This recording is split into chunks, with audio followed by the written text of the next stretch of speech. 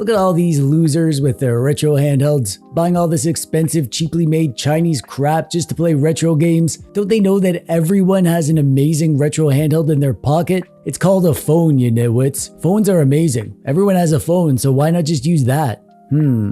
Playing retro games on my phone wasn't as easy as I thought. Oh, wait a second. Phones have Bluetooth, so I could just use a controller, right? Yeah, it's good, but like if the phone is just sitting there on my desk, then why wouldn't I just play on my computer or TV? Man, my phone can play all these games, but it's just not easy enough. If only there was a product that let me play games on my phone with the comfort of a handheld. Oh, wait, I think I know the exact product that I'm looking for.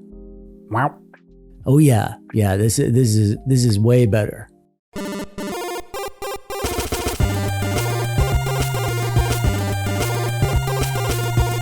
Hey there, how you doing? I'm TechDweeb, welcome. Thanks for clicking on the video today. TechDweeb from the intro was wrong about the duct tape. Obviously that's a stupid idea, but he was right about the fact that phones are amazing pieces of tech that can play a ton of games, including all your old favorite retro games, and we all have phones after all. And despite a mountain of evidence to the contrary, I'm actually a minimalist at heart, and that part of me loves the idea of a phone being the only device that you need. Something to act as your Swiss Army knife that you can bring around with you all the time. You could use it as a camera, call your mom, watch videos, listen to music. I mean, I don't need to tell you what a phone does. They do almost everything, and one of the amazing things they can do is play games, but that's where the problem starts, because gaming on a touchscreen is fun for touchscreen games, but lots of games play way better on a controller. And most phones don't have built-in controllers. And this is where telescopic controllers come in. I love the idea of these things. A controller that is actually good, that uses your Swiss Army knife phone as the console and the screen. Put them together and you have a handheld gaming console that can play a ton of stuff. Android games, streaming games, and of course emulation. Which brings us to the star of the show, the new kid on the block. This is the ABXYLUTE S9. I reviewed the ABXYLUTE console a while back. I did like that thing a lot. It's a streaming device that can play a ton of retro games and stream your PC games at an amazing price. And now ABXYLUTE has decided to dip its toes into the telescopic controller pond. There are a lot of great telescopic controllers out there, so can the ABXYLUTE S9 do enough to stand out? Well, yeah, it can. There's some genuinely great things going on here, and I think that this is a great choice if you're considering one. The S9 is currently on Kickstarter. You can pre-order it there for the early bird price of $59. I think it's planned to go up to $99 after launch though. This one that I have here is an early review sample, and there are some things that they've already said they're going to change and improve, and there still might be more stuff that changes, so keep that in mind as you watch this video. And get this, ABXYLUTE is going to give away 3 of these bad boys to my viewers. That's you! So if you want a free one, stick around to the end of the video and I'll tell you more about that. Ooh. Let's start by taking a look at what you get. Again, this packaging might not represent the final packaging because this is an early review sample, but it is really nice packaging, so I hope they go with this approach. Here you have the ABXYLUTE S9 itself, held firmly in place. There's also some different styles of swappable D-pads. You got the standard cross style and 2 of the kind of flat rolling styles. And they have some extra long thumbsticks. If you'd like a wider range of movement, you can swap these out. This thing comes with basically every feature that you could want out of a telescopic controller. Ergonomic humps to squeeze that feel like a real full-size controller. It has a super wide stretch, and it can take phones and tablets up to 8.8 inches. It has rumble haptics like a real controller, Hall effect joysticks for tight accuracy and no stick drift, Hall triggers as well, which can be adjusted, built-in 6-axis gyro, an extended USB wiener so you can use your device with the case on, pass-through charging, and pass-through headphone connection. Macro buttons around back that can be customized, handy shortcut keys for turbo, screenshot, and record functions, and there's an optional app that you can use to access the control settings and also do touchscreen mapping. And that does not require a subscription, by the way. Another cool thing is that it has swappable magnetic faceplates. They do have some available as add-ons in their Kickstarter campaign, and they'll presumably have more of these to offer in the future. The D-pad is easy to swap. Just take off the faceplate and pull out the old one and pop the new one in there. Yeah, there's 3 to choose from, and I prefer this rolling style D-pad, this one here. And these sticks can be snapped out easily by pulling them up, and the new ones can be popped right back in. I like the little guys though. It's super simple to use. You just plug the thing in to turn it on. You can hold the menu button and the home button to switch modes. There are 5 modes to switch between. You got X input mode, Nintendo Switch mode, PlayStation mode, HID mode, and there's a screen mapper mode. You can also double tap the M button to toggle between a wired connection and a Bluetooth connection. Usually you'll want to have this on wired, but there are a few games like Call of Duty Mobile, for instance, that require Bluetooth. So it's good that this is an option. You can also hold the M button and go up and down on the D-pad to change the vibration strength, and you can hold M and press both triggers to toggle the quick trigger function on and off,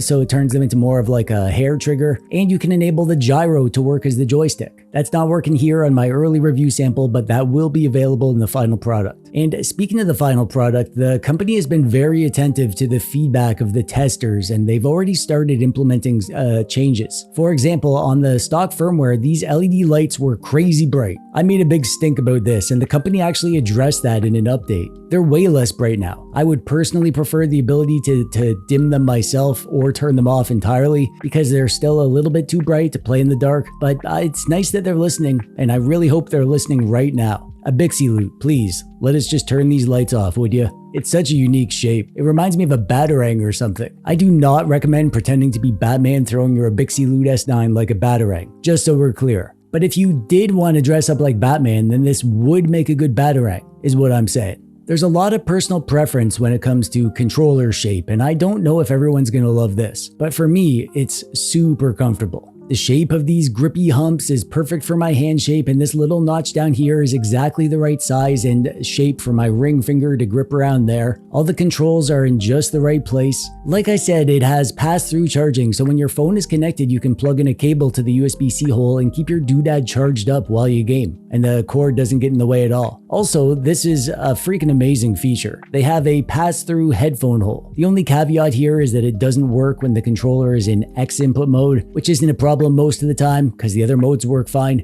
but it's still really cool to have that, because I personally need the ability to play with headphones so that I can damage my eardrums by blasting the Tetris theme, as one does.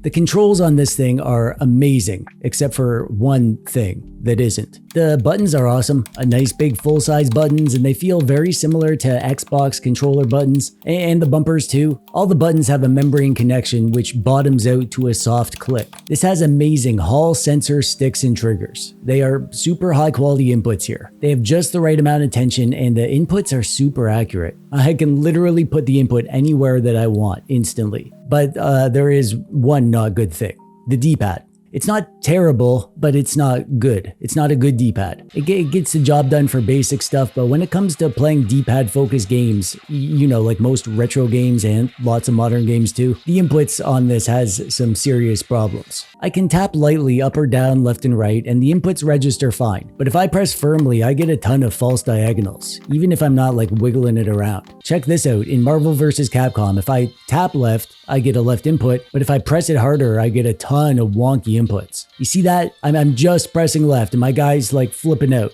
And it's nearly impossible to be consistent with the special moves with this D-pad. I can pull off like less than half of my fireballs and dragon punches. And even here in Burger Time on the Game Boy, I literally can't play this game with the D-pad because my character keeps stopping as he tries to move in directions that I'm not giving him. This is a serious problem if you intend to use this D-pad a lot for these types of games. I imagine that this will be fixed. They've already mentioned that they're going to be tweaking the D-pad feel in the final version. So hopefully they get it right, but if having a slightly wonky D-pad is going to be a deal breaker for you, then maybe hold off buying this until you can see some reviews of the finished version. That said, most of the time I still love gaming on the ABXYLUTE S9. Not every game requires a perfect D-pad, and for most of the modern stuff, you'll be playing with an analog stick and only using the D-pad to like switch weapons or whatever. You probably never even notice that there's an issue if you don't play those types of games. The S9 comes with some software, and I don't have much to show you here. You can use this as a game launcher if you want to do that, I guess. You can adjust controller stuff in here, but for some reason this stopped detecting my controller. I think that it's probably because I updated to the latest controller firmware and the software hasn't been updated to detect that or whatever. The software isn't really required as far as I can tell, but you can use this to adjust a few things with the controller and bind those buttons around the back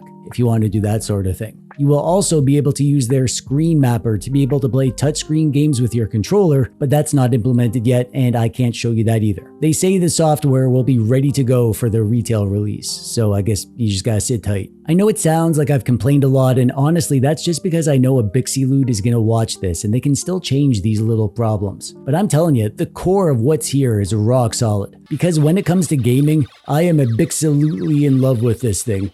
I love gaming on it. Even though the D-pad's wonky, it's still amazing for retro games because I find that these sticks are so good, and it's a stick-centric device because the stick is on top. I totally don't mind playing these games with the stick. It's just so dang comfortable, and the quality of the inputs from the sticks is it's perfect. I have emulation stations set up on my phone with all the emulators set up and ready to rock, so it's effortless just to jump in and out of my games, and my phone has an amazing screen and it's powerful, so everything looks amazing and works amazing. With a good controller, your phone really does feel like the ultimate retro handheld. And Android games, of course. I needed to stick with the Android games that offer controller support because the screen mapper isn't ready yet, but I had an amazing time playing a ton of Call of Duty Mobile. I got sucked in while I was testing and I ended up playing this for like 2 hours. Trust me, if you like controller-centric Android games, this thing is so crazy good and comfortable that I can confidently guarantee that you'll have a good time with it. I really hope they do a good job with the screen mapper software and how they implement that. It's a shame that we can't preview that at all. But the main type of gaming that I love when it comes to slapping a controller on my phone and turning it into a portable gaming doodad is streaming. I love using PC streaming on pretty much all my devices. I do it often on my ROG Ally and my G Cloud and even my Steam Deck because I have a great gaming PC. And the quality of the streaming is so good that I don't notice any lag or anything, so why wouldn't I play my amazing looking PC games on my lower power devices? And my phone is ultra wide, and so is my PC monitor, so I can play all my PC games in ultra wide, which is so freaking cool. There is no other ultra wide handheld out there. This is the only way to do it. And because the controls on the S9 are so good, I can play for hours and the games play wonderfully. One thing that I can't show you is other streaming. I don't have an Xbox or a PlayStation, and my country bumpkin internet is no good for GeForce Now or Game Pass streaming, so that's not something I can show you. However, I don't doubt that that's also really good here.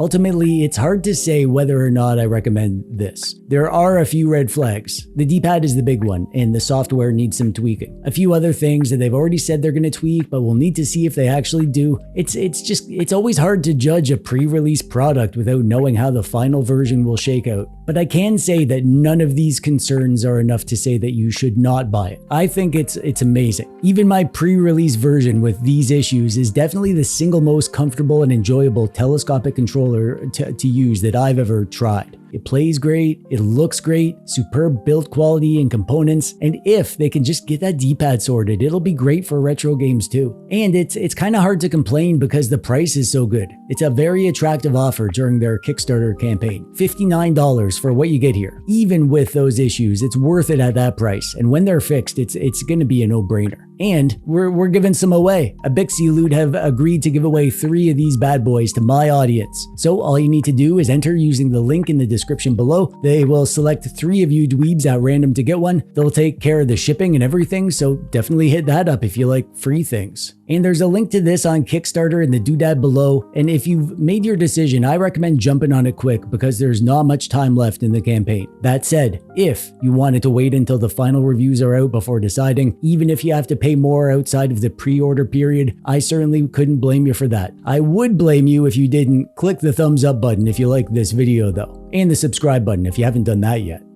For some dumb reason. Because that's it from me for today. I'm TechDweeb, thanks for watching, bye bye.